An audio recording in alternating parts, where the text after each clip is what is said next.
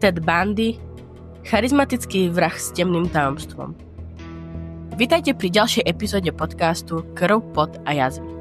Dnes sa ponoríme do príbehu muža, ktorého šárm a inteligencia skrývali jednu z najtemnejších myslí v histórii. Teda Bundyho.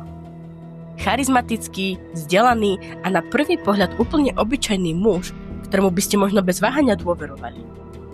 No za jeho úsmevom sa skrýval nemilosrdný predátor, ktorý svoje obete lákal do pasce a nemal žiadne výčitky. Čo z neho spravilo jedného z najznámejších sériových vrahov? Ako sa mu podarilo unikať spravodlivosti tak dlho? A prečo si dodnes mnohí nedokážu vysvetliť jeho chladnokrvnosť? Poďme sa pozrieť na temný príbeh Teda Bundy. Útok! Spolubývajúci Johnny Lanzovej si nejako zvlášť neznepokojovali, keď ju ráno 4. januára 1974 nevideli. Keď však popoludní stále nebola hore a na nohách, išli do jej pivničnej spálne, aby zistili, či náhodou neochorela. Naskytol sa im desivý pohľad. Anne Ruleová vo svojej dnes už slávnej knihe na túto tému Cudzinec vedľa mňa napísala, že 18-ročná Johnny bola veľmi zmlátená. Z postele bola odtrhnutá tyč a brutálne jej ju vrazili medzi nohy. Krátko po tomto zistení bola Johnny prevezená do nemocnice v komatickom stave a trpela poškodeniami, ktoré ju ovplyvnili do konca života. Mala však šťastie, že žije. Johnny bola jednou z mála obetí, ktoré prežili útok Teda Bundyho, ktorý v rokoch 1974 až 1978 vládol terorom po celých Spojených štátoch. Odhaduje sa, že po Johnny bolo ďalších 35 obetí, ktoré nemali toľko šťastia. Stephen Michaud a Hugh Ainsworth v knihe Jediný žijúci svedok naznačujú, že obeťou Bundyho sa mohlo stať možno ďalších 40 mladých žien, ale istotu mal len Bundy. Toto číslo si Bundy odniesol so sebou do hrobu. Prvé roky. Theodore Robert Cavell sa narodil 24. novembra 1946 Louise Cavelllovej po jej trojmesačnom pobyte v domove pre slobodné matky Elizabeth Landovej vo Vermonte. Tedovho biologického otca, ktorý bol veteránom letectva, syn počas celého života nepoznal. Krátko po jeho narodení sa Ted s matkou presťahovali späť do domu jeho starých rodičov vo Filadelfii. Počas dospievania bol Ted vedený k tomu, že jeho starí rodičia sú jeho rodičia a jeho matka je jeho staršia sestra. Táto šaráda bola vytvorená s cieľom ochrániť jeho matku pred tvrdou kritikou a predsudkami, že je nevydatá matka. Keď mal Ted 4 roky, spolu s matkou sa presťahovali do Tacomie v štáte Washington k príbuzným. Rok po presťahovaní sa Louis zamiloval do vojenského kuchára menu Johnny Culpeper Bundy. V máji 1951 sa pár zošobášil a Ted prijal otčimovo priezvisko, ktoré si ponechal do konca života. V priebehu rokov do rodiny Bundyovcov pribudli ďalší 4 súrodenci, ktorých Ted po škole väčšinou opatroval. Tedov nevlastný otec sa snažil vytvoriť medzi sebou a Tedom túto tým, že ho zapájal do kempovania a iných aktivít otca a syna. Johnnyho pokusy však boli neúspešné a Ted zostal od svojho nevlastného otca citovo oddelený. Podľa knihy Stephena Michauda a Hugha Ainswortha Ted Bundy. Ted v blízkosti svojho nevlastného otca cítil čoraz menej príjemne a radšej bol sám. Táto túžba byť sám sa zvyšovala a pravdepodobne viedla k jeho neskoršej neschopnosti pohodlne spoločensky komunikovať s ostatnými. V mladosti bol Ted strašne plachý, pochyboval o sebe a necítil sa dobre v spoločenských situáciách. Na strednej škole si ho často doberali a robili z neho terč žartov. Michaud analyzoval Tedovo správanie a usúdil, že nebol ako ostatné deti. Vyzeral a správal sa ako oni, ale prenasledovalo ho niečo iné. Strach, pochybnosti, niekedy len nejasný nepokoj, ktoré obývali jeho myseľ s jemnosťou mačky. Cítil ju celé roky, ale až oveľa neskôr spoznal, čo to je. Bez ohľadu na ponižujúce zážitky, ktoré mu niekedy spôsobovala jeho odlišnosť, si dokázal udržať vysoký priemer známok, ktorý mu vydržal počas celej strednej školy a neskôr aj na vysokej škole. Počas stredoškolských rokov sa zdalo, že Ted rozkvitol na spoločenskejšieho mladého muža. Jeho popularita výrazne vzrástla a bol považovaný za dobre oblečeného a výnimočne dobre vychovaného. Napriek svojej rastúcej popularite Ted zriedkavo chodil na rande. Zaujímali ho skôr mimoškolské aktivity ako napríklad lyžovanie a politika. V skutočnosti bol Ted obzvlášť fascinovaný politikou, čo ho po rokoch dočasne priviedlo na politickú scénu. Po skončení strednej školy navštevoval Ted vysokú školu na University of Puget Sound a University of Washington. Na škole sa vypracoval tak, že vystriedal niekoľko menej náročných zamestnaní, napríklad ako autobusár a predávač obuvy. Málo kedy však zostal na jednom mieste veľmi dlho. Zamestnávateľia ho považovali za nespoľahlivého. Hoci bol Ted v práci mimo školy nedôsledný, veľmi sa sústredil na štúdium a známky. Jeho zameranie sa však zmenilo na jar 1967, keď nadviazal vzťah, ktorý navždy zmenil jeho život. Ted stretol dievča, ktoré bolo všetkým, o čom kedy u ženy sníval. Bola to krásna a veľmi sofistikovaná žena z bohatej kalifornskej rodiny. Ted nemohol uveriť, že niekto z jej triedy by mal záujem o niekoho, ako je on. Hoci mali veľa rozdielov, obaja milovali lyžovanie a práve počas mnohých spoločenských lyžiarskych výletov sa zamiloval. Bola to skutočne Tedova prvá láska a podľa Anne Ruleovej možno aj prvá žena, s ktorou sa sexuálne zaplietol. Ona však nebola doteda taká zaľúbená ako on do nej. V skutočnosti mala teda veľmi rada, ale verila, že nemá skutočne smerované ani celé do budúcnosti. Ted sa na ňu príliš snažil zapôsobiť, aj keď to znamenalo klamať, čo sa jej vôbec nepáčilo. Michaud píše, že Ted získal letné štipendium na prestížnej Stanfordovej univerzite v Kalifornii len preto, aby na ňu zapôsobil, ale na Stanforde sa prejavila jeho nezrelosť. Citujem: Ted nechápal, prečo ho maska, ktorú používal, zlyhala. Tento prvý nesmelý vpad do sofistikovaného sveta sa skončil katastrofou. Konec citácie. V roku 1968, keď jeho priateľka ukončila štúdium na Washingtonskej univerzite, prerušila s Tedom vzťah. Bola to mladá žena a zrejme si uvedomovala, že Ted má vážne charakterové chyby, ktoré ho vyraďujú z hry o manželský materiál. Ted sa z rozchodu nikdy nespamätal. Zdalo sa, že ho nič vrátane školy nezaujíma a nakoniec zanechal štúdium. Otupený a deprimovaný z rozchodu. Po jej návrate do Kalifornie sa mu podarilo udržať s ňou písomný kontakt, no ona sa zdala byť bez záujmu o návrat k sebe. Ted sa však stal touto mladou ženou posadnutý a nedokázal ju dostať z hlavy.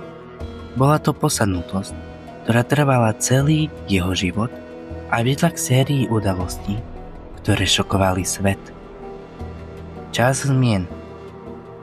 Aby toho nebolo málo, tak v roku 1969 sa Bundy dozvedel svoj skutočný pôvod. Jeho sestra bola v skutočnosti jeho matka a jeho rodičia boli v skutočnosti jeho starí rodičia. Nie nečakane malo toto neskoré zistenie na neho dosť vážny dopad. Michaud hovorí, že jeho postoj k matke sa veľmi nezmenil, ale k Johnnymu Bundymu sa stal protivným a nevrlým. Ťažko povedať, či poznanie, že ho matka celý život klamala, malo nejaký vplyv na jeho ďalšie charakterové chyby, ktoré sa začali prejavovať. Počas stredoškolských a vysokoškolských rokov Teda Bundyho sa nad jeho povesťou vždy vznášal mrak čestnosti. Mnohí jeho blízky ho podozrievali z drobných krádeží. Možno sa vtedy odhaľovala jeho psychopatická povaha, ale ľudia, ktorí boli svedkami jeho správania, si neuvedomovali dôsledky rozvíjajúcich sa sklonov. Krádež bez pocitu viny a v skutočnosti s pocitom oprávnenosti je bežnou črtou psychopata. Psychopatov tiež zrušenie a nebezpečenstvo, ktoré pre nich predstavujú prevažne krádeže alebo celkovo nejaké krádeže aj v obchodoch. Tedova nečestnosť sa vyvinula od krádeží drobných vecí v práci a v škole až cez krádeže v obchodoch alebo až po vlámanie do domov kvôli televízorom a iným hodnotným predmetom. Z plachého a introvertného človeka sa zmenil na sústredenejší a dominantnejší charakter.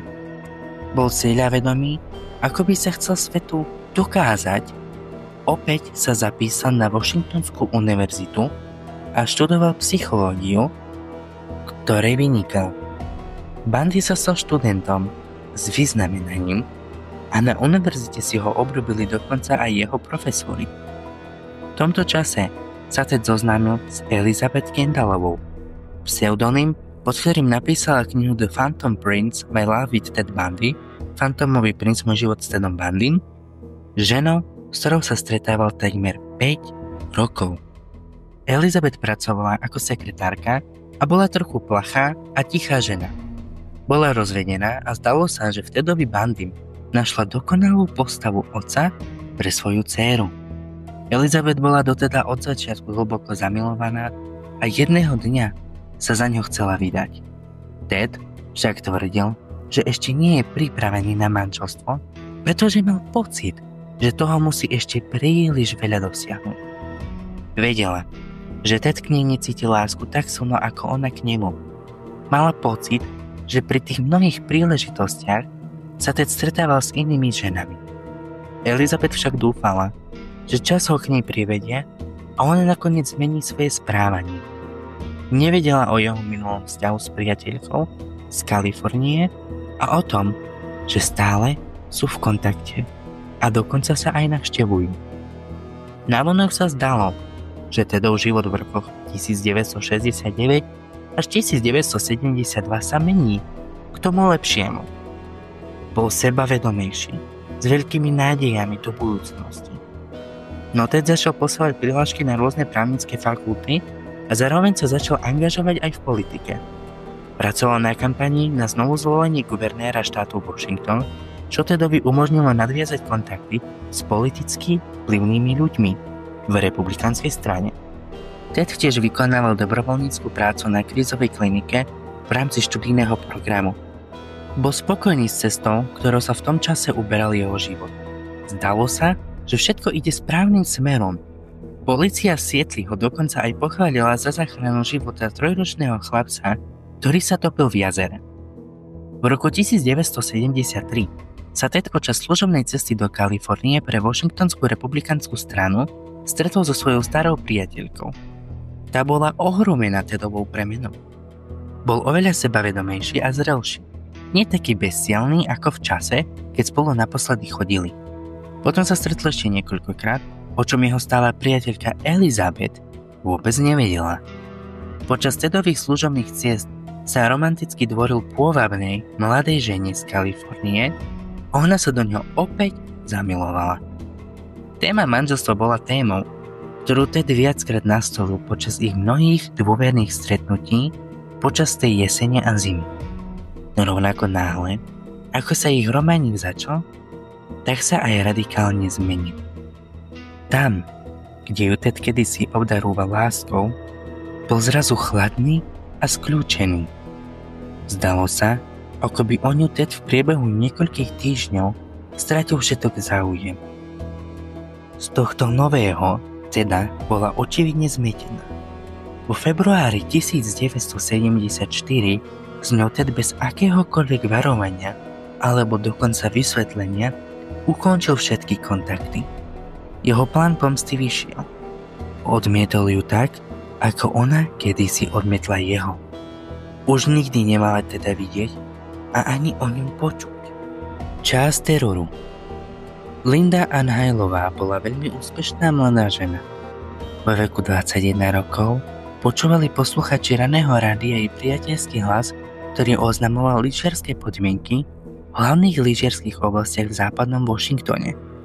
Bolo to krásne dievča, vysoké a štíhle, s lesklými čistými dlhými hnedými vlasmi a pohotovým úsmevom. Pochádzala z dobrej rodiny a prostredia vyššej strednej triedy. Bola vynikajúcou speváčkou a študovala na Washingtonskej univerzite v odbore psychológia. Rada pracovala s mentálne postihnutými deťmi. Linda bývala v jednom dome nedaleko univerzity s ďalšími 4 mladými ženami. Dňa 31.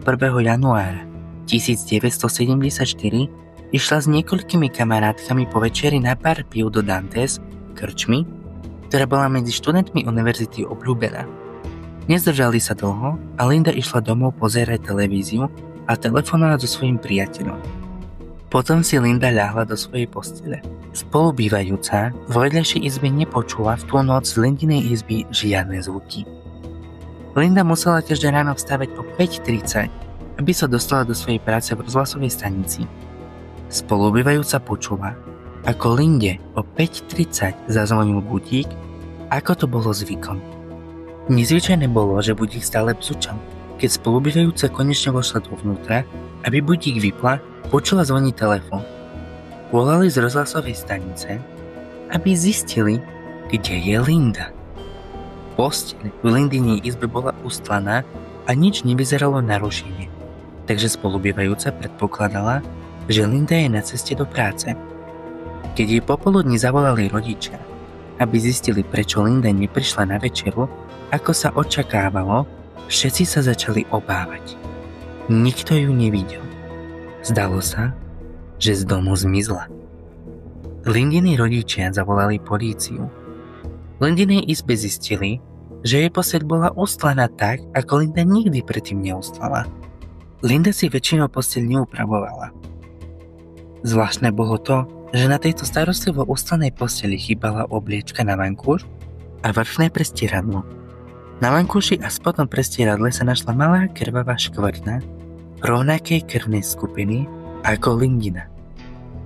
Krv bola aj na jej nočnej košeli, ktorá bola starostlivo zavesená v skrini.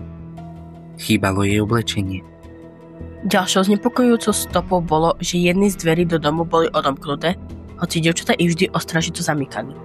Polícia spočiatku nebola presvedčená, že Linda sa stala obeťou nekalej hry, takže sa nezhromaždili žiadne otlačky prstov, vlasy ani vlákna. Nakoniec si polícia uvedomila, že votrelec sa nejakým spôsobom dostal do domu, vyzliekol jej nočnú košeľu a zavesil ju do skrine, prezliekol ju, ustal posteľ, Lindu zabalil do vrchného prestieradla a vyniesol ju z domu, veľmi potichu. Vražedné šialenstvo. Počas jary a leta náhle a nevysvetliteľne zmizlo viac študentiek. Mnohé z týchto prípadov sa nápadne podobali. Napríklad všetky dievčatá boli biele, štíhle, slobodné, čo si zmiznutia nosili nohavice, mali dlhé vlasy, rozdelené uprostred a všetky zmizli večer. V čase zmiznutí polícia vypočula aj vysokoškolských študentov, ktorí im povedali o cudzom mužovi, ktorého videli so sádrou na ruke alebo na nohe. Údajne sa zdalo, že cudzinec zápasí s knihami a žiada o pomoc mladé ženy v blízkosti. Ďalší očití svedkovia uviedli, že na parkovisku v areáli univerzity sa pohyboval cudzí muž so sádrou a žiadal o pomoc s autom Volkswagen Bug, ktoré mal zrejme problém na štartovanie. Zaujímavé je, že v okolí toho istého miesta, kde záhadne zmizli dve dievčatá, bolo vidieť takého muža so sádrou na ruke alebo nohe. Nakoniec v auguste 1974 v štátnom parku pri jazere Sammamish vo Washingtone našli pozostatky niektorých z nezvestných dievčat a dve z nich sa neskôr podarilo identifikovať. Bolo pozoruhodné, že polícia dokázala identifikovať dve z tiel vzhľadom na to, čo po nich zostalo.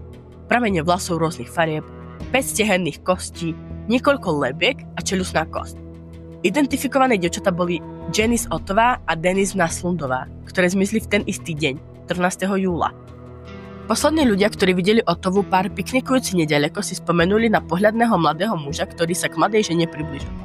Z toho, čo si manželia vypočuli z rozhovoru medzi Ottovou a mladým mužom, vyplynulo, že sa volal Ted a mal problém naložiť loď na auto, pretože mal ruku v sádre. Požiadal Ottovu o pomoc a ona súhlasila, že mu pomôže. To bolo naposledy, čo 23-ročnú Janice Ottovu videli živú. Denise Naslundová trávila popoludne so svojím priateľom a priateľmi, keď odišla smerom k toaletám v parku, tak sa už nikdy nevrátila. To popoludne v okolí miesta, kde zmizla, sa k dvojici žen priblížil muž, ktorý mal na sebe sádru a žiadal o pomoc ščlnom. Tie nedokázali atraktívnemu mladému mužovi pomôcť. Denise Naslundová však bola typom dievčaťa, ktoré pomôže niekomu v núdzi, najmä niekomu so zlomenou rukou. Tento akt láskavosti ju stal život. Denise Naslundová nebola poslednou ženou, ktorá zmizla a našla sa mŕtva. Tentoraz mal vrah cestovať do rôznych štátov. Policajný náčelník v meste Midwell v štáte Utah, Lou Smith, mal 17-ročnú dcéru, ktorú často varoval pred nebezpečenstvami sveta. Počas svojej kariéry toho videl až príliš veľa a obával sa o bezpečnosť svojej dcéry. Jeho najhoršie obavy sa však mali naplniť 18. októbra 1974, keď jeho dcéra Melissa zmizla. Našli ju 9 dní po jej zmiznutí, uškrtenú, znásilnenú a podrobenú sodomiu. O 13 dní neskôr na Halloween zmizla 17-ročná Laura Imi. Na deň vďaky zdania ju našli v pohorí Wasatch ležať mŕtvu pri rieke. Imi bola dobitá páčilom do hlavy a tváre, znásilnená a sodomizovaná. Vzhľadom na nedostatok krvi na mieste činu vzniklo podozrenie, že bola zabitá niekde inde, kde ju našli. Okrem jej tela polícia nemala k dispozícii žiadne iné fyzické dôkazy. Podobnosti. Podobnosť s vraždami v štáte Washington upútala pozornosť miestnej polície v Utahu, ktorá horúčkovito pátrala po mužovi zodpovednom za tieto hrozné zločiny. S každou vraždou pomaly pribudali dôkazy. Polícia v Utahu sa radila s vyšetrovateľmi zo štátu Washington. Takmer všetci sa zhodli na tom, že je veľmi pravdepodobné, že ten istý muž, ktorý spáchal zločiny v štáte Washington, bol zodpovedný aj za vraždy v Utahu. Vďaka výpovediam očitých svedkov, ktorí videli muža v sadre v blízkosti oblasti, kde zmizlo mnoho žien, sa im podarilo vytvoriť podobizme možného vraha, ktorý si hovoril Ted. Keď blízka priateľka Elizabeth Candlovej uvidela v novinách správu o vražde Melissy Smithovej a kompozitnú podobu možného vraha, vedela, že tým mužom musí byť Ted Bundy. K presvedčeniu, že mužom jej Ted ju neviedla len silná nechuť a nedôvera k jej priateľovi, ale aj skutočnosť, že sa veľmi podobal na kompozitný obrázok v novinách. V hĺbke duše Elizabeth musela vedieť, že jej priateľka má pravdu. Koniec koncov, Ted sa naozaj podobal na náš šrt, jazdil na Volkswagene podobnom tým, ktoré videli svedkovia a v jeho izbe videla Barle, hoci si nohu nikdy nezranil. Podľa knihy The Phantom Prince My Life with Ted Bundy, ktorú neskôr napísala Kendallová, v auguste 1974 anonymne zavolala na policajné oddelenie v Seattle a uviedla, že jej priateľ by mohol byť zapletený do nedávnych prípadov vražd. Neskôr na jeseň toho istého roku zavolala znova a poskytla ďalšie relevantné informácie, ktoré by mohli vyšetrovateľom pomôcť v prípade. Súhlasila aj s poskytnutím nedávnych Tedových fotografií, ktoré mali byť neskôr ukázané svedkom. Svedkovia však po prezretí fotografií nespravili pozitívnu identifikáciu a Elizabethina správa bola nakoniec odložená. Vyšetrovatelia pracujúci na prípade sa rozhodli obrátiť svoju pozornosť na pravdepodobnejších podozrivých a na Teda Bundyho sa zabudlo až o niekoľko rokov neskôr. Vrah naďalej unikal vyšetrovateľom v domienke, že tým, že pôsobil v rôznych štátoch, polícia nebude môcť prípady porovnať. Jeho správanie bolo čoraz odvážnejšie a riskantnejšie, keď sa približoval k ženám. Tie, ktoré unikli jeho dôverňu, ho neskôr spoznali a poskytli polícii cenné informácie. Rizikové útoky. Bolo to 8. novembra 1974, keď mali policajní vyšetrovatelia dostať zlom v prípade, na ktorý čakali. Ten piatok večer v knihkupectve v Tactum centre v Utahu oslovil 18-ročnú Carol Drončovu, neznámy, ale pohľadný muž. Neznámy jej povedal, že videl, ako sa niekto pokúša vlamať do jej auta a požiadal ju, aby išla spolu s ním na parkovisko zistiť, či niečo neukradli.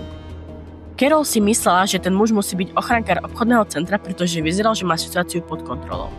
Keď prišli k autu, skontrolovala ho a informovala muža, že je tam všetko. Muž, ktorý sa predstavil ako dôstojník Roseland, nebol spokojný a chcel ju odprevadiť na policajné riaditeľstvo. Chcel, aby identifikovala údajného zločinca a podala sťažnosť. Keď ju zaviedol k vozidlu VW Bug, začala byť podozrievavá a požiadala o identifikáciu. Rýchlo jej ukázal zlatý oznak a potom ju odprevadil do auta. Rýchlo odišiel opačným smerom k policajnej stanici a po krátkej chvíli náhle zastavil auto. Carol Drončovu ovládol strach. Policajt ju náhle chytil a pokusil sa jej nasadiť púta. Drončova kričala ako o život. Keď kričala, muž vyťahol pištoľ a vyhrážal sa jej zabitím, ak neprestane. Drončova vypadla z auta a potom ju ten šialenec náhle pritlačil k boku auta. V ruke mal páčidlo a bol pripravený udrieť ju po hlave. Hrôze ho kopal do genitálií a podarilo sa jej vyslobodiť. Rozbehla sa k ceste a upútala pozornosť dvojice, ktorá išla okolo. Zastavili a zúrchlo naskočila Drončova do ich auta. Hystericky plakala a povedala im, že sa ju pokusil zabiť nejaký muž. Okamžite ju vzali na políciu. Zlíkajúc, s pútami stále visiacimi zo zápestí, povedala polícii, čo jeden z ich mužov urobil. Nepracoval tam však žiadny muž s menom Roseland. Okamžite vyslali políciu na miesto, kde Drončova ešte pred hodinou bojovala o život, ale šialenec bol už dávno preč. Polícii sa však podarilo získať opis muža a jeho auta a o niekoľko dní neskôr z kabátu dievčaťa a jej krvnú skupinu. Ako sa neskôr polícia dozvedela, išlo o krv skupiny 0, teda rovnakú ako krv Teda Bundyho. V ten istý večer riaditeľku divadelnej hry na strednej škole vo Vidmonte oslovil pohľadný muž a požiadal ju o pomoc pri identifikácii auta. Ona však bola príliš zaneprázdnená a odmietla ho. Neskôr ju opäť oslovil a požiadal ju o pomoc, no ona ho opäť odmietla. Niečo sa jej na to mužovi zdalo zvláštne, takmer desivé, ale ignorovala to a pokračovala v práci. Znepokojilo ju, keď toho muža opäť uvidela vzadu v sále a premýšľala, čo on vlastne od nej chce. Debbie Kentová, ktorá sledovala večerné predstavenie spolu s rodičmi, odišla skôr, aby vyzdvihla svojho brata na bowlingu. Rodičom povedala, že sa po nich čoskoro vráti, ale nikdy sa tak nestalo. Vlastne ani nedorazila k autu, ktoré stalo prázdne na školskom parkovisku. Debbie Kentovú nebolo možné nikde nájsť. To, čo polícia na parkovisku našla, bol malý kľúčik od pút.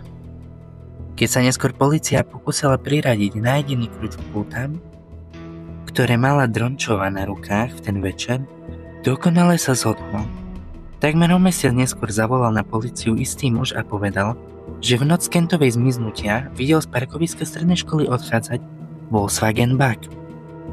Dňa 12. januára 1975 sa Karin Campbellová, jej snúbenec, doktor Raymond Gadowski a jeho dve deti vybrali na výlet do Koloráda. Karin dúfala, že si užije oddych od práce a strávi viac času s deťmi, zatiaľ čo jej snúbenec sa zúčastní na seminári. Jedného večera, keď oddychovala v salóniku hotela s Gadowským a jeho synom a dcérou, si uvedomila, že si zabudla časopis a vrátila sa do izby, aby si ho vzala. Jej snúbenec a deti márne čakali na jej návrat. Vedel, že v ten večer jej bolo trochu zle a vrátil sa do izby, aby zistil, či nepotrebuje pomoc. Karin nebolo nikde vidieť. V skutočnosti sa do izby vôbec nedostala. V popoludnejších hodinách zmetený a znepokojený Gadowski informoval políciu o jej zmiznutí. Prehľadali všetky izby v hoteli, ale po Karin nenašli ani stopu. Takmer o mesiac neskôr a niekoľko kilometrov od miesta, kde zmizla, našiel rekreačný pracovník nahé telo Karin, ležiace kúsok od cesty. Jej telo spustošili zvieratá, z čo sťažovalo presné určenie príčiny smrti. Bolo však zrejme, že utrpela drvivé zlomeniny, ktoré mohli byť smrteľné. Podobné ako mnohé iné obete nájdené v Utahu a vo Washingtone, utrpela opakované údery do hlavy, pravdepodobne ostrým nástrojom. Podľa knihy Richarda Larsena Bundyho údery boli také silné, že sa v jej ústach oddelil jeden zo zubov od ďasy. Existovali aj dôkazy, že bola znásilnená. Predpokladalo sa, že bola zavražená len niekoľko hodín po svojom zmiznutí. Okrem Kariných zverských pozostatkov sa na mieste činu našlo len málo dôkazov. Niekoľko mesiacov po objavení tela Karin Campbellovej sa 10 km od miesta, kde sa nachádzali tela Následovej a Ottovej, našli pozostatky ďalšej osoby. Bola to Brenda Bálova, jedna zo 7 žien, ktoré zmizli začiatkom tohto leta. Príčinou jej smrti boli údery tupým predmetom do hlavy. Polícia prehľadala pohorie Taylor Mountains, kde sa našli telá, len o niekoľko dní neskôr sa malo objaviť ďalšie telo. Išlo o telo Susan Rancourtovej, ktorá tiež zmizla začiatkom leta. Taylor Mountains sa stali pohrebiskom šialenca známeho ako Ted. V tom mesiaci sa našli ďalšie dve telá. Jedným z nich bola Linda Ann Haleová. Všetky obete mali vážne pomňačeniny hlavy, spôsobené tupým predmetom, pravdepodobne páčidlom. Polícia naďalej neúspešne pátrala po vrahovi v Koloráde, sa za podobných okolností našlo ďalších 5 mŕtvych žien. Neboli poslednými obeťami Tedovho vražedného besnenia. Podozrivý. 16. augusta 1975 hliadkoval seržant Bob Hayward v oblasti pri Salt Lake County, kde si všimol podozrivý Volkswagen Bug, ktorý prichádzal okolo neho.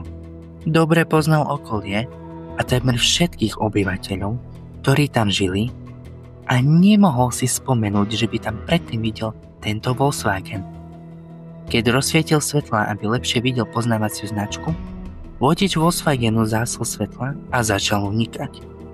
Seržant Hayward okamžite začal vozidlo prenasledovať. Vozidlo prešlo cez dve značky stop, až nakoniec zastavilo na nedalekej čerpacej stanici. Hayward zastavil za bezohľadným vodičom a sledoval, ako vodič vystúpil z auta a priblížil sa k policajnému autu. Hayward požiadal mladého muža o registračný preukaz a vodičský preukaz, ktorý bol vydaný na meno Theodore Robert Bundy. V tom za Volkswagenom zastavili ďalší dvaja policajti. Hayward si všimol, že v Bundyho aute chýba sedadlo spolujazdca. S narastajúcim podozrením a Bundyho súhlasom traja policajti skontrolovali jeho auto.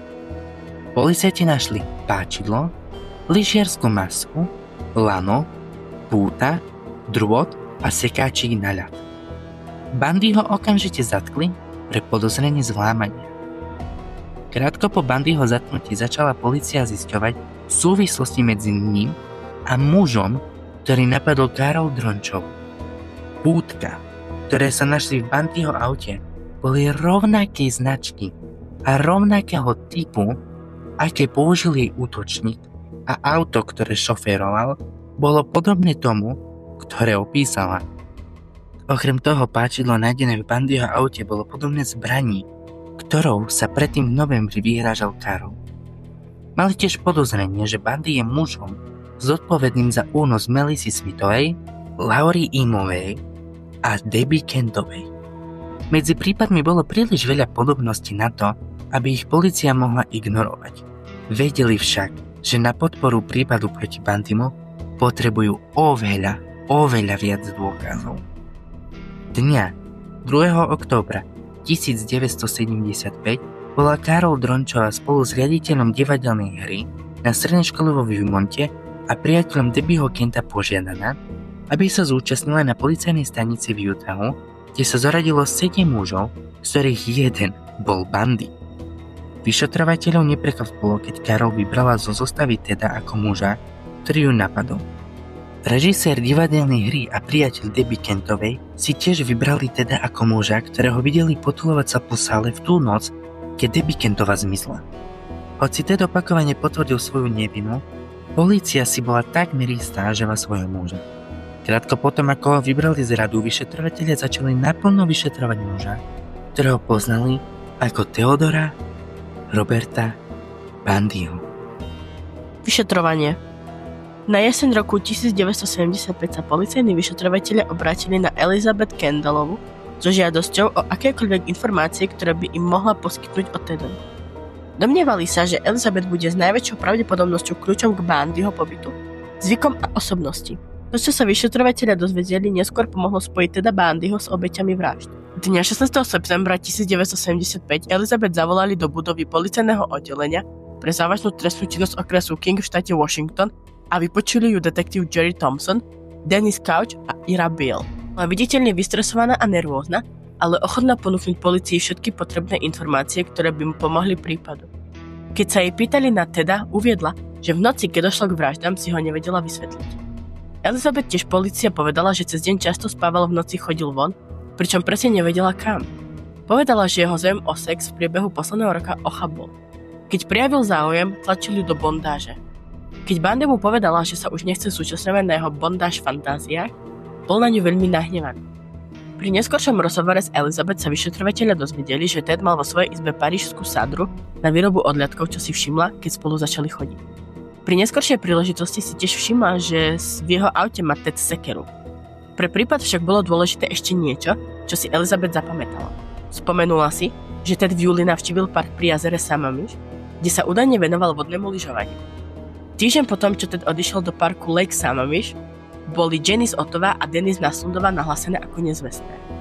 Po dlhých hodinách výsluchov Elizabeth sa vyšetrovatelia rozhodli presunúť pozornosť na Tedovú bývalú priateľku v Kalifornii. Keď ju polícia kontaktovala, povedala im o tom, ako náhle zmenil svoje správanie voči nej z milujúceho a láskového na kruté a necitlivé.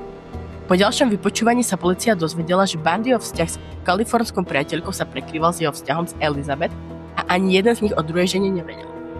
Zdalo sa, že Ted žije dvojitý život plný lží a zrady. V Tedovi sa skrývalo viac, než vyšetrovatelia spočiatku očakávali. Ďalšie vyšetrovanie prinieslo viac dôkazov, ktoré ho neskôr spojili s ďalšími obeťmi. Linda Ann bola s Bundym spojená prostredníctvom jeho bratranca. Viacerí očití svedkovia ho mali spoznať v parku pri jazere v čase, keď zmizli Ottová a Naslundová. Bundyho starý priateľ sa prihlásil s tým, že videl pančuchy v priehradke jeho auta. Navyše, Ted trávil veľa času v Taylor Mountains, kde sa našli telá obetí. Bundyho dôveryhodnosť sa ešte viac znížila, keď polícia zistila, že v mestách, kde zmizli niektoré z obetí, nakupoval benzín na kreditné karty. Okrem toho ho jeden priateľ videl s rukou v sádre, hoci neexistoval žiadny záznam o tom, že by mal niekedy zlomenú ruku. Dôkazy proti Tedovi Bundymu pribudali, no on stále tvrdil, že je nevinný. Trápenia. 23. februára 1976 bol Ted postavený pred súd za únos Carol Dronchovej. Bundy sedel v súdnej sieni uvoľnenia a bol presvedčený, že bude uznaný za nevinného. Veril, že neexistujú žiadne presvedčivé dôkazy, ktoré by ho usvedčili, ale nemohol sa viac mýliť. Keď Carol Dranchová vystúpila na lavici obžalovaných, rozprávala o svojom utrpení, ktoré prežila pred 16 mesiacmi. Keď sa jej spýtal, či je schopná spoznať osobu, ktorá ju napadla, rozplakala sa. Keď zdvihla ruku a ukázala prstom na muža, ktorý si hovoril dôstojník Roseland. Ľudia v súdnej sieni obratili pozornosť na Teda Bundyho, ktorý chladne hľadel na Dranchovu, keď na ňo ukázala. Neskôr počas procesu Ted povedal, že obžalovaného nikdy nevidel, ale nemal alibi, ktoré by potvrdilo, kde sa v deň útoku nachádzal. Sudca strávil víkend skúmaním prípadu, keď vyniesol rozsudok. O 2 dní neskôr mal Bundyho uznať za vinného bez akýchkoľvek pochybností z únosu s priťažujúcimi okolnostiami. Ted Bundy bol neskôr 30. júna odsúdený na 1 až 15 rokov väzenia s možnosťou podmienečného prepustenia. Počas pobytu vo väzení sa Bundy podrobil psychologickému vyšetreniu, ktoré si predtým vyžiadal súd. Annie Rulová v knihe The Stranger Beside Me, Cudzinec vedľa mňa, uviedla, že psychológovia zistili, že Bundy nie je psychotik, neurotik, obeť organického ochorenia mozgu, alkoholik, závislivý od drog, netrpí charakterovou poruchou ani amnéziou a nie je sexuálny deviant. Psychológovia dospeli k záveru, že mal silnú závislosť od žien a vyvodili, že táto závislosť je podozrivá. Po ďalšom hodnotení dospeli k záveru, že Ted mal strach z poníženia vo vzťahu so ženami. Kým Bundy zostal uväznený v štátnej väznici v Utahu, vyšetrovatelia začali hľadať dôkazy, ktoré by ho spájali s vraždami Karen Campbellovej a Melissy Smithovej. Bundy si neuvedomoval, že jeho problémy so zákonom sa čoskoro vystupňujú. Detektívy objavili v Bundyho Volkswagene vlasy, ktoré skúmala FBI a zistila, že sú charakteristicky podobné vlasom Campbellovej a Smithovej. Ďalšie skúmanie pozostatkov Karen Campbellovej ukázalo, že na lebke boli odtlačky urobené tupým nástrojom a tieto odtlačky sa zhodovali s páčidlom, ktoré sa rok predtým našlo v Bundyho aute. Koloradská polícia vznesla 22. oktobra 1976 proti Bundymu obvinenie z vraždy Karen Campbellovej. V apríli 1977 bol Ted prevezený do väznice v okrese Garfield v Koloráde, kde čakal na súdny proces za vraždu Karen Campbellovej. Počas prípravy svojho prípadu bol Bundy čoraz viac nespokojný so svojím zastupovaním. Veril, že jeho právnik je neschopný a nakoniec ho prepustil. Bundy veril, že by mohol svoju prácu vykonávať lepšie a začal sa v prípade obhajovať sám. Bol presvedčený, že na súdnom pojednávaní naplánovanom na 14. novembra 1977 uspeje. Bundy mal pred sebou veľa práce. Dostal povolenie príležitostne opustiť priestory väznice a využívať knižnicu v budove a súdu v Aspene, aby mohol vykonávať výskum. Polícia však nevedela, že plánuje útek. Veľký útek. 7. júna sa Bundymu počas jednej z ciest do knižnice v budove súdu podarilo vyskočiť z otvoreného okna, pričom si poranil členok a utiekol na slobodu. Nemal na nohách žiadne putá, takže medzi bežnými občanmi v meste Aspen nejako nevyčnieval. Bol to útek, ktorý Ted plánoval už dlhšie. Aspenská polícia rýchlo rozostavila zátrasy okolo mesta, Ted však vedel, že sa má zatiaľ držať v jeho hraniciach a vyčkávať. Polícia spustila rozsiahle pozemie pátranie s použitím pachových psov a 150 pátračov v nádeji, že teda chytia. Ted im však niekoľko dní unikal. Na úteku sa Bundy živil jedlom, ktoré kradol z miestnych chatiek a blízkych kempingov, pričom občas prespával v opustených chatkách. Bundy však vedel, že to, čo skutočne potrebuje, je auto, ktoré by mu umožnilo lepšie prechádzať cez policajné zátarasy. V Aspene sa nemohol skrývať večne. Ted veril, že je mu súdené dostať sa na slobodu. Podľa rozhovoru s Michaudom a Ainsworthom sa cítil, ako by bol neporaziteľný a tvrdil, že nič sa nepokazilo. Iste, Bundy našiel svoju vstupenku z mesta, keď objavil auto, v ktorom zostali kľúče. Jeho šťastie však nemalo trvať dlho. Pri pokusu utiec z Aspenu v ukradnutom vozidle bol spozorovaný. O takmer 7 mesiacov neskôr sa Bundy opäť pokúsil o útek, ale tentoraz bol úspešnejší. Dňa 30. decembra sa vyškriebal na strop väznice v okrese Garfield a dostal sa do inej časti budovy. Podarilo sa mu nájsť ďalší otvor v strope, ktorý viedol dolu do komory v byte väzenského dozorcu.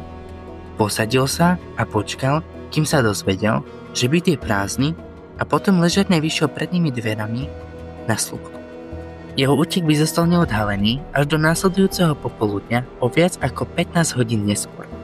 V čase, keď sa polícia dozvedela o jeho úteku, bol Bundy už na ceste do Chicaga. Chicago bolo jedno z mála zastávok, ktoré Bundy absolvoval na ceste do svojho konečného cieľa, slnečnej Floridy.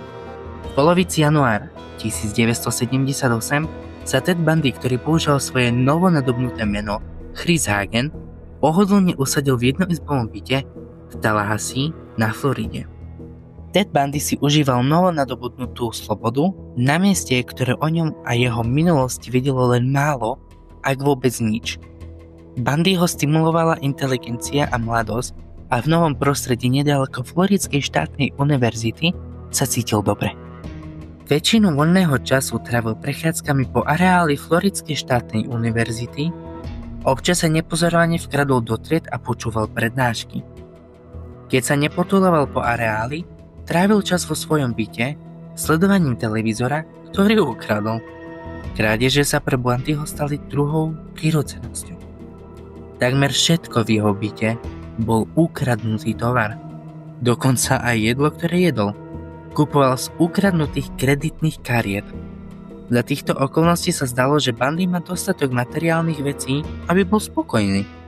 Čo však nemal a čo mu najviac chýbalo, bola spoločnosť. Vrah na úteku. V sobotu večer, 14. januára, sa v dome Kiomega nachádzalo len málo sestier zo sesterstva. Väčšina z nich bola vonku, kde tancovala alebo sa zúčastňovala na večierkoch v areáli univerzity. Nebolo ničím výnimočným, že sestry ostávali vonku dlho do noci, keďže neexistoval zákaz vychádzania. V skutočnosti bolo celkom normálne, že sa dievčatá vracali v skorých raných hodinách. Žiadna zo sestier však nebola pripravená čeliť hrôze, ktorá ich čakala neskôr v noci v dome ich sesterstva. O 3 hodine ráno Nitu Nerio vysadil v dome sesterstva jej priateľ potom, ako sa zúčastnila na večierku v areáli univerzity. Keď dorazila k dverám domu, všimla si, že sú otvorené do korán. Krátko potom, ako vstúpila do budovy, počula nejaký pohyb, ako by niekto pobehoval v izbách nad ňou. Zrazu počula kroky, ktoré sa blížili ku schodiskovej blízkosti a schovala sa vo dverách, aby ju nebolo vidieť. Sledovala, ako muž s pletenou modrou čiapkou stiahnutou cez oči, ktorý držal v ruke poleno s látkou okolo neho, zbehol po schodoch a vyšiel z dverí. Nitu v prvom momente napadlo, že dom sesterstva vykradli. Okamžite vybehla po schodoch, aby zobudila svoju spolubývajúcu Nancy. Nita jej povedala o cudzom mužovi, ktorého videla odchádzať z budovy. Dievčatá nevedeli, čo majú robiť, a tak sa vybrali do izby spolubývajúcej. Skôr než sa však stihli dostať do jej izby, uvideli ďalšiu spolubývajúcu Karen, ako sa potáca po chodbe. Celú hlavu mala nasiaknutú krvou. Kým sa Nancy snažila Karen pomôcť, Nita zobudila spolubývajúcu a obe išli skontrolovať ďalšiu spolubývajúcu, ktorá bola nedaleko. Katy našla v jej izbe Shivu, ale v hroznom stave. Bola tiež celá od krvi, ktorá jej vytekala z otvorených rán na hlave. Hysterická Nancy bežala k telefónu a vytočila číslo polície. Polícia neskôr našla 2 mŕtve dievčatá v ich izbách, ležiace v posteliach. Niekto ich napadol, keď spali. Lisa Lejova bolo prvé dievča, ktoré policajti našli mŕtve. Patológovia, ktorí neskôr vykonali jej pitvo, zistili, že ju niekto bil po hlave polenom, znásilnil a škrtil. Pri ďalšom skúmaní objavili stopy po uhryznutí na jej zadku a na jednej z bradaviek. V skutočnosti bola Lisina bradavka tak silno uhryznutá, že bola takmer oddelená od zvyšku prsníka. Bola tiež sexuálne napadnutá fľašou s lakom na vlasy. Z posmrtných správ Margaret Bowmanovej, druhého nájdeného mŕtvého dievčaťa, vyplýva, že utrpela podobné smrteľné zranenia, hoci nebola sexuálne napadnutá a nemala žiadne stopy po uhryznutí. Bola uškrtená pančuškami. Áno, pančuškami, ktoré sa neskôr našli na mieste činu. Bola tiež bitá po hlave. Avšak tak silno, že jej bola rozštiepená lebka a obnažená nejaká časť mozgu. Ani ona, ani Lisa Lejová nevykazovali známky zápasu. Vyšetrovatelia, ktorí by počúvali pozostalých, sa nič nedozvedeli. Ani jedno z dievčat si na udalosti tej osudnej noci nepamätalo. Rovnako ako i Lejová a Bowmanová, aj oni v čase útoku spali. Jediným svedkom bola Nita Neriová, ktorá si sa podarilo zachytiť profil vraha pri úteku.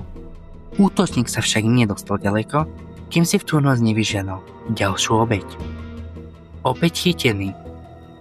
Necelý kilometr od domu Kiomega zobudili mladú ženu hlasné zvuky vychádzajúce z vedľajšieho bytu. Zaujímalo ju, čo robí jej kamarátka vo vedľajšom byte, že robí taký hluk o 4 ráno. Keďže búchanie pretrvávalo, začala mať podozrenie a zobudila svoju spolubývajúcu. Keď počuli, ako Cheryl vo vedľajšom byte stona. Vystrašene zavolali k nej domov aby zistili, či je v poriadku. Keď im nikto nezdvíhal telefón, okamžite zavolali políciu. Polícia prišla rýchlo. Koniec koncov boli len o niekoľko blokov ďalej v dome Omega, kde sa starali o miesto činu. Vošli do Charlieho bytu a prešli do jej spálne, kde ju našli sedieť na posteli. Tvár jej práve začínala opúchať od úderu do hlavy. Bola ešte trochu pri vedomí a do pol pása nahá. Ale mala šťastie, že žije. Polícia objavila pri nohách jej postele masku. Podľa Anne Rulovej v knihe The Stranger Beside Me sa nájdená maska takmer presne podobala maske, ktorú vzali z auta Teda Bundyho, keď ho v auguste 1975 zatkli v Utahu. Policajní vyšetrovatelia úsilovne pracovali na zanechaných dôkazov. Podarilo sa im získať krvnú skupinu útočníka, vzorky spermií a dokonca otlačky prstov. Žiaľ, väčšina testovaných dôkazov sa ukázala ako nepresvedčivá.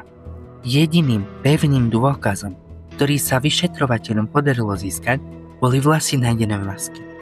Otlačky zubov zo stôl po uhryznutí obeti a výpoveď očitej svedkyne Nity Nearyovej. Vyšetrovatelia nemali podozrivého a Ted Bundy im nebol známy. Dňa 9. februára 1978 polícia v Lake City dostala telefonát od zúfalých rodičov 12-ročnej Kimberly Leachovej. Boli hysterickí a povedali, že ich dcera v ten deň zmizla.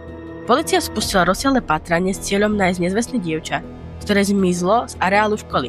Osoba, ktorá ju naposledy videla, bola jej kamarátka Priscilla, ktorá videla Kimberly nastupovať do auta k cudziemu mužovi v deň jej zmiznutia. Žiaľ, nedokázala si presne spomenúť na auto ani na vodiča. Kimberlyno telo našli 8 týždňov neskôr v štátnom parku v okrese Suwane na Floride. Telo mladého dievčatia poskytlo len málo informácií vzhľadom na pokročilý rozklad. Polícia však mala neskôr nájsť potrebné dôkazy v dodávke, ktorú riadil Ted Bundy. Niekoľko dní pred zmiznutím Kimberly Leachovej sa k 14-ročnému dievčaťu, ktoré čakalo, kým ju vyzdvihne jej brat, priblížil neznámy muž v bielej dodávke. Muž tvrdil, že je z hasičského zboru a spýtal sa jej, či chodí do nedalekej školy. Zdalo sa jej zvláštne, že hasič v službe mal oblečené kockované nohavice a námornícku bundu. Začala sa cítiť nepríjemne. Jej otec, ktorý bol šéfom detektívov na policajnom oddelení v Jacksonville, ju viackrát varoval, aby sa nerozprávala s cudzými ľuďmi. Uľavilo sa jej, keď prišiel jej brat. Brat jej podozrivavo prikázal nastúpiť do auta, sledoval muža a zapísal si poznávaciu značku, aby ju odovzdal otcovi. Keď sa dozvedela o cudzincovi v bielej dodávke, detektív James Parter dal poznávaciu značku prvej. Dozvedel sa, že patrí mužovi menom Randall Reagan a rozhodol sa ho navštíviť. Reagan detektívovi oznámil, že jeho značky boli ukradnuté a že mu boli vydané nové. Detektív neskôr zistil, že dodávka, ktorú videli jeho deti, bola tiež ukradnutá a on tušil, komu by mohla patriť. Rozhodol sa vziať svoje deti na policajnú stanicu a ukázať im hromadné fotografie, medzi ktorými bola aj Bundyho fotografia. Neuvedomoval si, ako blízko bol k tomu, aby prišiel o vlastnú dcéru. Obe jeho deti spoznali muža v dodávke ako teda Bundy. Bundy sa už dávno zbavil dodávky a vydal sa k smerom k Pensacola na Floride v novom ukradnutom aute. Tentoraz sa mu podarilo nájsť vozidlo, na ktorom sa mu jazdilo pohodlnejšie. Volkswagen Buck. Dôstojník David Lee hliadkoval v oblasti v západnej Pensacola, keď 15. februára o 22. hodine uvidel oranžový Volkswagen. Dobre poznal túto oblasť aj väčšinu obyvateľov, napriek tomu auto nikdy predtým nevidel. Dôstojník Lee sa rozhodol skontrolovať poznávacie značky a čoskoro zistil, že sú kradnuté. Okamžite zapol svetla a začal Volkswagen sledovať. Podobne ako pred niekoľkými rokmi v Utahu sa Bundy opäť dal na útek. Zrazu Bundy ho zastavil. Dôstojník Lee mu prikázal vystúpiť z auta a povedal Bundymu, aby si ľahol s rukami vpredu.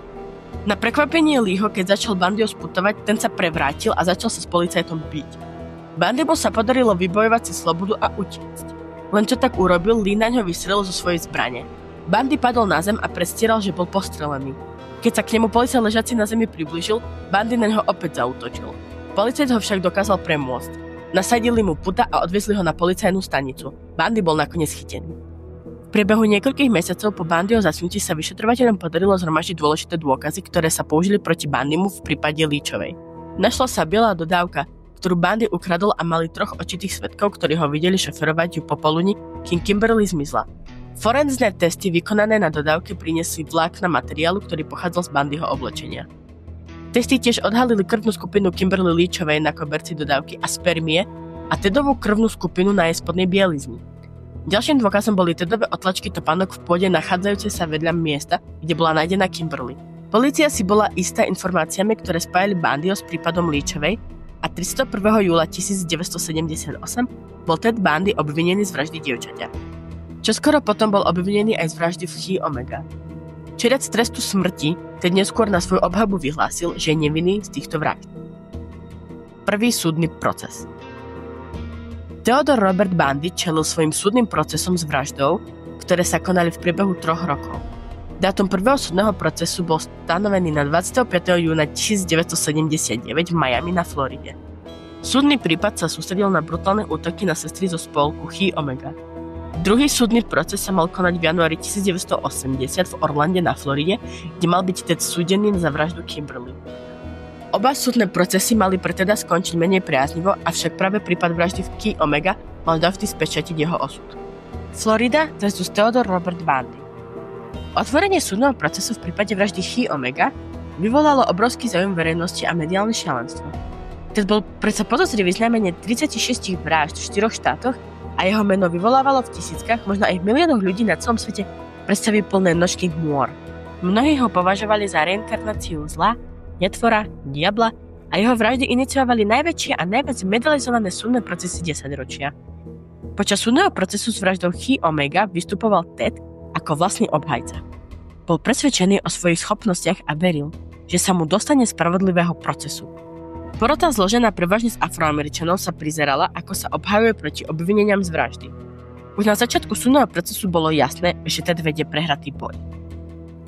Počas procesu došlo k udalostiam, ktoré mali porotu nakloniť proti Tedovi. Prvo bolo svedectvo Nitty Nearovej o tom, čo videla v noc vražd. Počas výpovede ukázala na Teda ako na muža, ktorého videla utekať po schodoch von z domu Chi Omega. Druhou udalosťou, ktorá ovplyvnila porotu počas procesu, bolo svedectvo odontológa doktora Richarda Surna. Odontológ pri výpovedi opísal zranenia po uhryznutí, ktoré sa našli na tele Lisy Leavovej. Počas jeho výpovede boli porote ukázané fotografie stôp po uhryznutí v plnom rozsahu, ktoré boli zhotovené v noci vraždy. Lekár poukázal na jedinečnosť vrypov, ktoré zostali na obeti a porovnával ich s fotografiami Tedových zubov v plnom rozsahu. Nebolo pochyb o tom, že stopy po uhryznutí na tele Lisy urobil Ted. Fotografie boli najväčším dôkazom, ktorý mala obžaloba k dispozícii a ktorý spájal Teda so zločinom. 23. júla Ted čakal vo svojej cele, kým sa porotcovia radili o jeho vine alebo nevine. Po takmer 7 hodinách sa vrátili do súdnej siene s verdiktom. Ted neprijavil žiadne emócie a počúval. Ako jeden z porotcov prečítal vinný. Vo všetkých bodoch obžaloby z vraždy bol Ted uznaný vinným bez akýchkoľvek pochybností. V štáte Florida je zvykom, že sa koná samostatné súdne konanie o vynesení rozsudku. Odsúdenie Teda sa uskutočnilo o týždeň neskôr, a to 30. júla, pred tou istou porotou, ktorá ho uznala vinný. Počas krátkeho pojednávania vypovedala Tedova matka a so slzami v očiach prosila o život svojho syna. Ted mal tiež možnosť vystúpiť pred súdom a vyvrátiť odporúčanie prokuratúry na trest smrti. Ted vyhlásil, že je nevinný a tvrdil, že za jeho údajné zavádzanie môžu predsudky médií. Naznačil tiež, že celé konanie a rozsudok neboli ničím iným ako fraškou, s čím sa nedokázal zmieriť. Podľa Larsena, Ted v stichnutej súdnej sieni povedal, že je absurdné žiadať o milosť za niečo, čo nespáchal, a napriek tomu nebude zdieľať bremeno viny. Súdca Kovár, ktorý predsedal obom procesom, vyniesol po Tedovom vyhlásení konečný rozsudok. Potvrdil odporúčanie a 2-krát uložil trest smrti za vraždy Margaret Bowmanovej a Lisy Leavovej. Spôsob dopravy, ktorému Ted čelil, bolo elektrické kreslo. Súdny proces s Kimberly Leachovou. Po mnohých odkladoch sa konečne 7. januára 1980 začal v Orlande na Floride v budove súdu Orange County súdny proces s Leachovou. Tentoraz sa Ted rozhodol, že nebude zastupovať sám seba a namiesto toho prenechal zodpovednosť obhajcom Juliusovi Africanovi a Lynnovi Thompsonovi. Ich stratégia spočívala v priznaní neviny z dôvodu nepríčetnosti, čo bolo riskantné, ale jedna z mála dostupných možností obhajoby. Pre porotu, zloženú zo 7 žien a 5 mužov, nemuselo byť ťažké uveriť námietke nepríčetnosti. Na rozdiel od ostatných pojednávaní sa Ted počas procesu čoraz viac rozčuľoval. V jednom momente sa dokonca prestal ovládať a postavil sa a začal kričať na svedka, s ktorým nesúhlasil. Michaud a Ainsworthova uviedli, že Ted sa len ťažko ovládal a vynakladal obrovské množstvo energie len na to, aby nevybuchol. Zdalo sa, že Tedova fasáda sebavedomia sa začína vytrácať, pravdepodobne preto, že si uvedomil, že vojnu už prehral a táto právna bitka by na určenie jeho osudu veľa nezmenila. Nebolo pochyb o tom, že výhľadky pre Teda boli pochmúrne. Asistent štátneho zástupcu Bob Dickel predložil 65 svedkov, ktorí priamo alebo nepriamo spájali Teda s Kimberly Leachovou v deň jej zmiznutia.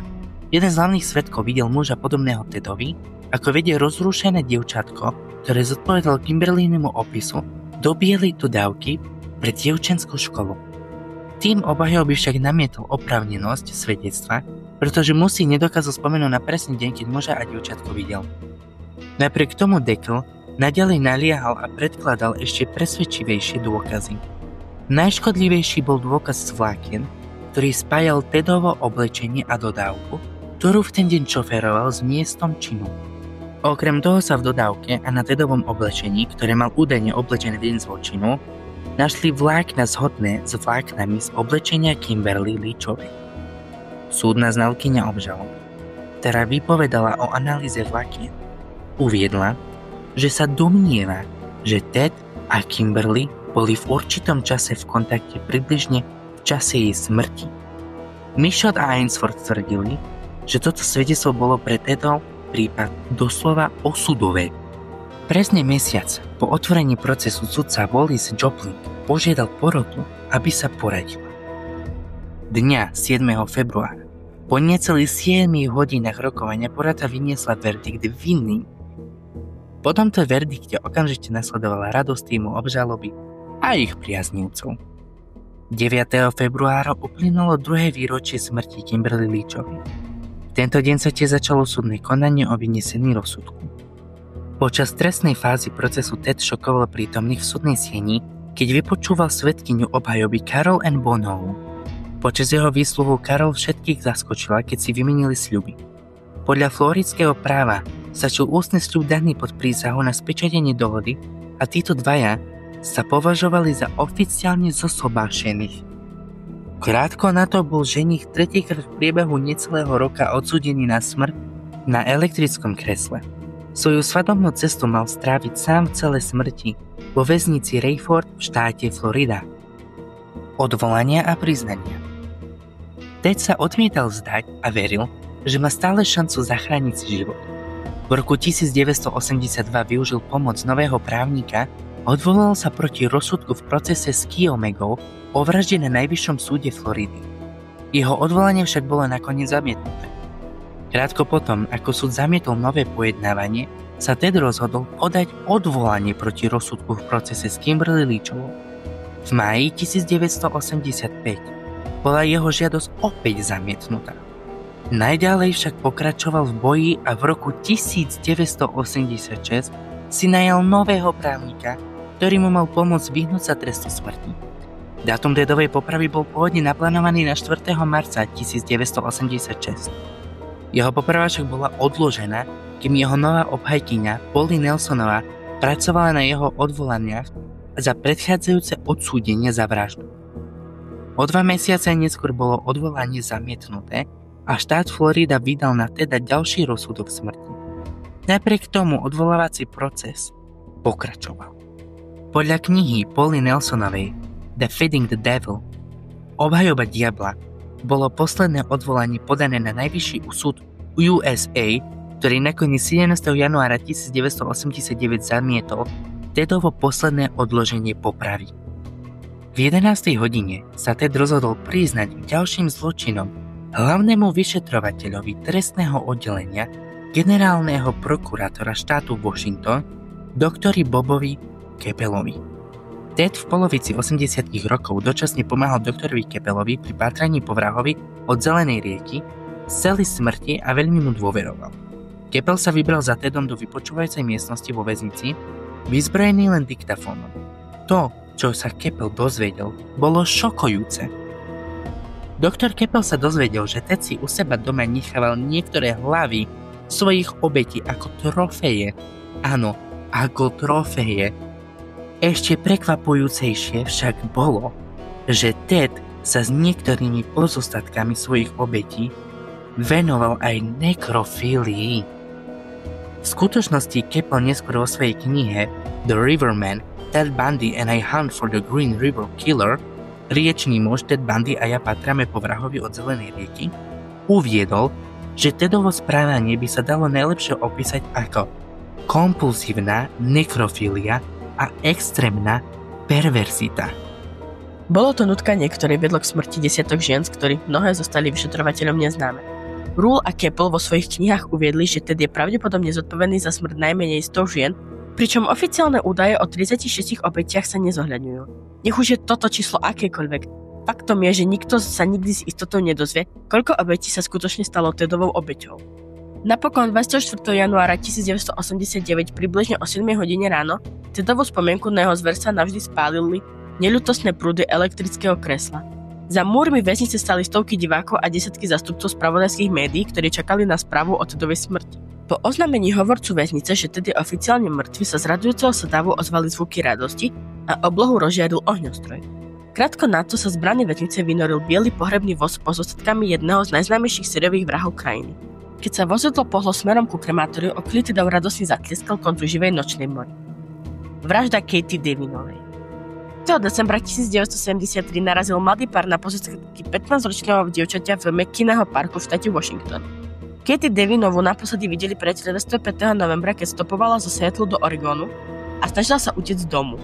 Krátko potom, ako sa vydala na cestu, ju podľa patológov zasiahla smrť. Katie Devinová bola uškrtená, sodomizovaná a bolo jej podrezané hrdlo.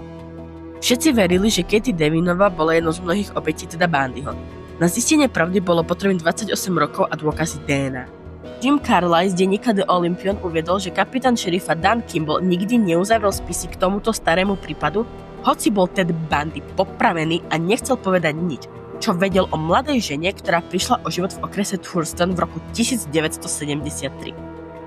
Katino oblečenie ukázali v televíznej spravodajskej relácii v Seattle a jedna z Katiných sestier spoznala vyšitú nášivku na páre džínsov, ktoré ukázali, že patrila obeti vraždy. V čase vraždy žil v tejto oblasti William E. Cosden Jr. a na zastávke pre kamióny, kde pracoval, ho videli s krvou na oblečení. Cosden bol v roku 1973 prepustený z psychiatrickej liečebne, kde bol umiestnený po vražde ženy v roku 1967. Carlisle vo svojom článku citoval policajné správy. Citujem. Svedkovia videli Cosdena prichádzať v noci vraždy so škvrnami na oblečení. Svedkovia zavolali políciu po odchode zo zastávky kamienov. Cosdenovo nákladné auto začalo horieť a bolo zničené 3 míle od zastávky. Počas prvých výsluchov na polícii Cosden poprel, že by niekedy videl Katie Devinovu. Koniec citácie. V roku 1986 bol na základe ďalších vyšetrovacích informácií vydaný príkaz na prehliadku Cosdenovej krvi, vlasov a slín. V tom čase bol Cosden vo väzení za znásilnenie. V roku 2001 boli tieto Cosdenové vzorky podrobené testom DNA. Boli to dôkazy, ktoré Cosdena spojili s Katie Devinovou. 55-ročný Cosden sa priznal k sexu s Katie, ale poprel, že by ju zabil. DNA rozhodla o prípade, povedal šerif Gary Edward. Stalo sa tak vďaka technológiám a množstvu tvrdej práce. Cosden si už odpikáva 48-ročný trest za znásilnenie 1. stupňa. Je nepravdepodobné, že sa opäť dostane na slobodu. Bola krásna znútra aj zvonku, ale bola to normálna problémová tínedžerka. Povedala o svojej dcere Sally Ann Devinová. Nemyslím si, že mala v tom čase viac problémov ako ktokoľvek iný v jej veku. Je pekné vedieť, že sa to konečne vyriešilo. Rozmýšľali sme nad tým 28 rokov. Stále mám pocit, že je to sen, že sa zobudím a všetko sa skončí. A tak sa končí príbeh jedného z najznámejších a najdesivejších sériových vrahov, Teda Bundyho. Muža, ktorý zneužil svoj šarm a inteligenciu na to, aby páchal nepredstaviteľné zlo. Jeho poprava v roku 1989 síce znamenala koniec jeho života, no jeho meno zostalo navždy zapísané v histórii kriminalistiky. Tento prípad nám pripomína, že skutočné monštra nemusia vždy vyzerať desivo. Môžu byť skryté za privetivou tvárou a uhľadným správaním. Ak sa vám dnešná epizóda páčila, nezabudnite nás ohodnotiť a zdieľať. A hlavne, Dávajte si pozor, komu dôverujete. Nikdy neviete, čo sa skrýva pod maskou. Počujeme sa na budúce.